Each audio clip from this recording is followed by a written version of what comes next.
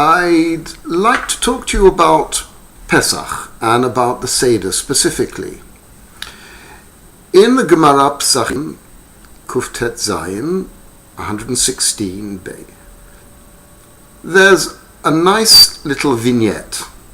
Rav Nachman turns to Daru, his servant, his slave, and says to him, if a slave were to be set free and were to be given a lot of gold and silver when he went, what would he say? And Daru replied to Rav Nachman, of course he'd have to thank him and praise his master. Rav Nachman said, in which case, Daru, you no longer have to say the 4 questions. What was that about? And why is it that later on that particular daf, we have this tradition that we have to say, Ve'otanu hotzi misham. He took us out from there. You know, there are several situations in Judaism in which we have to play act. On the high holy days, the Yamim Noraim, we actually have to imagine that we're standing before God and being judged. And this awesome feeling is meant to give us a sense of the seriousness of the occasion. On the Seder night, we are also expected to play act, to imagine we are coming out of Egypt.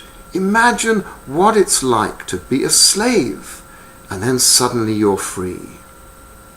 So what was the comment of Daru meant to tell us? That Daru had been a slave, clearly he'd been set free because he was at the Seder, and so Rav Nachman was able to ask him, you actually experienced this.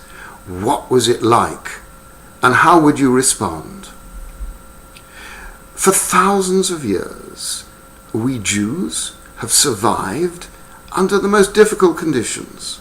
On the Seder night, we remember that in each generation people have had to destroy us. We are constantly aware of our enemies, of those who want to dispossess us, of those who are prejudiced against us. We could remember it in abstract, in theory, but we Jews have survived because we have turned the theory into practice. We believe in doing things because acting and doing and performing acts makes the theory come alive. It reinforces the theory.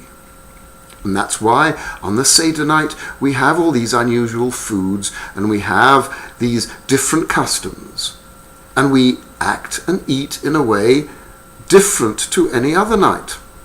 And so, the Manishtana, we ask these questions. Why is this night different from all other nights? And one of the problems of rituals and doing things is they can become habit. And when they become habit, they tend to lose their significance and lose their meaning. They might still have a mystical function, but they don't have the same impact. We have the Hagaddah, the text, in order to make sure we discuss certain things about freedom. But merely discussing, merely reciting the text is not good enough. We've got to feel what the issues were. We've got to imagine what it was like. And if we do imagine what it's like, then the text isn't so important. That's precisely what Rav Nachman said to Daru. You can scrap the 4 questions, you can leave them out. What really counts is the discussion, is the feeling. And so we will sit round the Seder night and we will have all these things to do. But we must remember not to become too fixated on just saying the text. We've got to find time to discuss, to feel, to experience. And that way we can fulfill the mitzvah of talking about coming out of Egypt as though we are experiencing it. Because experience is what really makes something impact on us and make us try to live up to the standards that are required of us. Chag Sameach v'Kasher.